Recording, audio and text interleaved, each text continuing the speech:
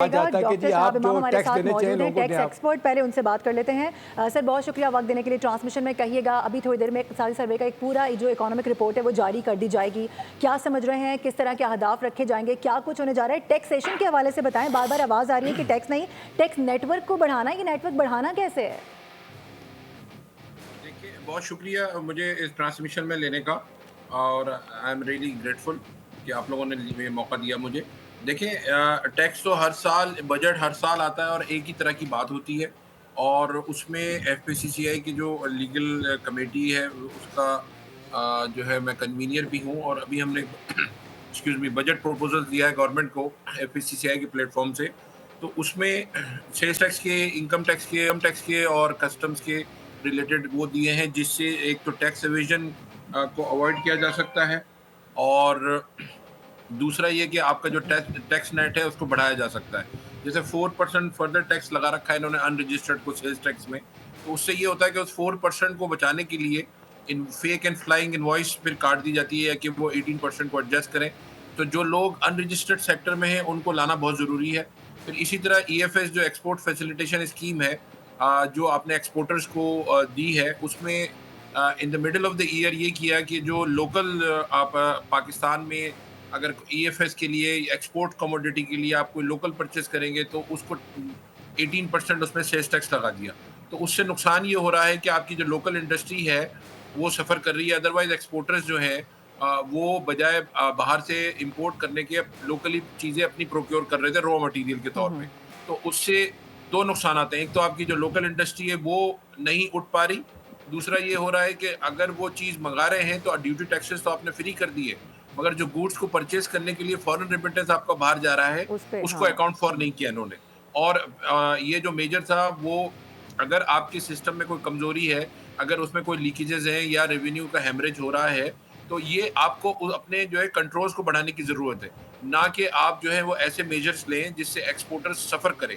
दूसरा काम इन्होंने ये किया था पिछले साल कि इन्होंने फाइनल टैक्स रिजीम से एक्सपोर्टर्स को निकाल के नॉर्मल टैक्स रिजीम में लेकर आए जो कि 29% टैक्स है और ये कहा कि जो ज़ीरो रेटिंग है उसमें फिर आपके जो भी एक्सपेंसेस हैं, वो आप रिफंड के तौर पे क्लेम कर सकते हैं। जब आप रिफंड लेंगे जाके तो इसका मतलब है कि फिर आपने इख्तियारात बढ़ा दिए।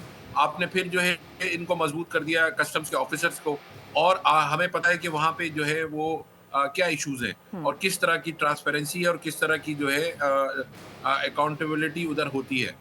दूसरा अभी रिसेंटली इन्होंने ये किया कि अभी 2 काम हुए और दोनों कॉन्ट्राडिक्टरी हैं। एक दूसरे के जो है ना मुनाफ़ी हैं कि कस्टम्स में इन्होंने फेसलेस कर दिया कि भई आप राब्ता नहीं कर सकते अप्रेज़िंग ऑफ़िसर से और जीडी जो है वो अगर पोर्ट कासिम की कलेक्ट्रेट की है तो उसको असेस कर रहा है ईस्ट कलेक्ट्रेट का, ईस्ट की जीडी है तो उसको वेस्ट वाला कर रहा है और वेस्ट वाला एसीपीटी का कर रहा है। फेसलेस सिस्टम इन्होंने नाफ़िज़ किया कि भई टैक्स पेयर का या इंपोर्टर का या क्लीयरिंग एजेंट का कस्टम के अफ़सर से कोई राब्ता ना हो। अगर आप कस्टम्स के अगर आप वो देखें ड्यूटी टैक्सेस या जो कलेक्शन है, वो टोटल कलेक्शन की 13 टू 14% है। 14% पे इन्होंने फेसलेस कर दिया।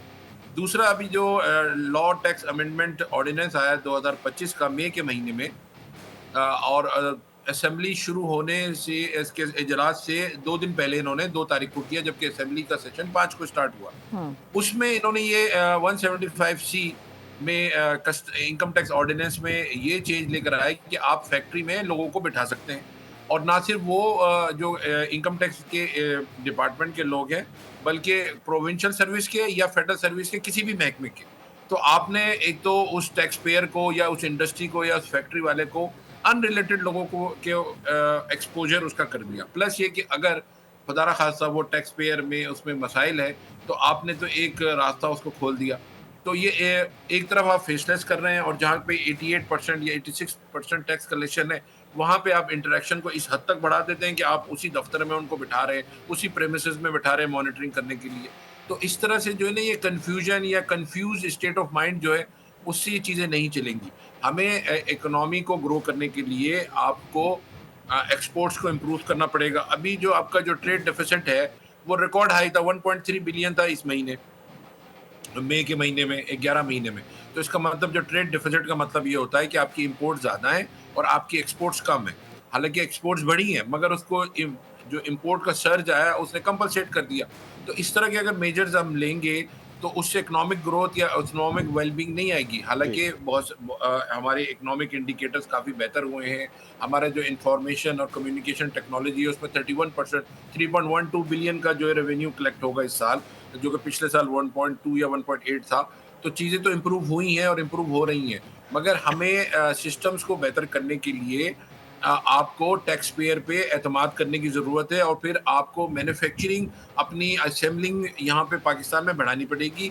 जी। इम्पोर्ट सब्स्टिट्यूशन की तरफ हमें जाना पड़ेगा, तब जाके इकोनॉमी के जो बेसिक फंडामेंटल्स हैं उनको ठीक करने की ज़रूरत है। अदरवाइज ये हर साल टैक्स होता है, इस साल 4 ट्रिलियन का होगा, अगले साल 5 ट्रिलियन का होगा, कलेक्शन भी हो जाएगी, मगर कलेक्शन होती किस तरह से? एडवांसेस लिए जाते हैं, आप ये देख नहीं रहे कि उसका बिजनेस कितना इंप्रूव कर रहा है, कितना ग्रो कर रहा है उस टैक्स पेयर का। पिछले साल से वो कम हो रहा है। सबके बुक ऑफ अकाउंट्स में अगर आप जाके देखें, ऑडिटेड अकाउंट्स में देखें, तो वो माइनस में जा रहे हैं सारे। मगर जी। आप कहते हैं कि जी रेवेन्यू ज़्यादा कलेक्ट होगा, तो रेवेन्यू कैसे हम्म। कलेक्ट होगा? रेवेन्यू तब होगा जब आपकी इकोनॉमिक ग्रोथ होगी। जब आपकी ग्रोथ बढ़ेगी तब जाके ये चीज़ें होंगी। तो हम ये बिल्कुल समझते हैं ऐसी कि है। ये ग्रोथ को जो भी बढ़ाना ये पड़ेगा, कर तब रहे हैं वो जाकर जो टैक्स कलेक्शन है वो पूरा हो सकेगा। सब्सक्राइब करें और बेल दबाएं ताकि कोई खबर रह न जाए।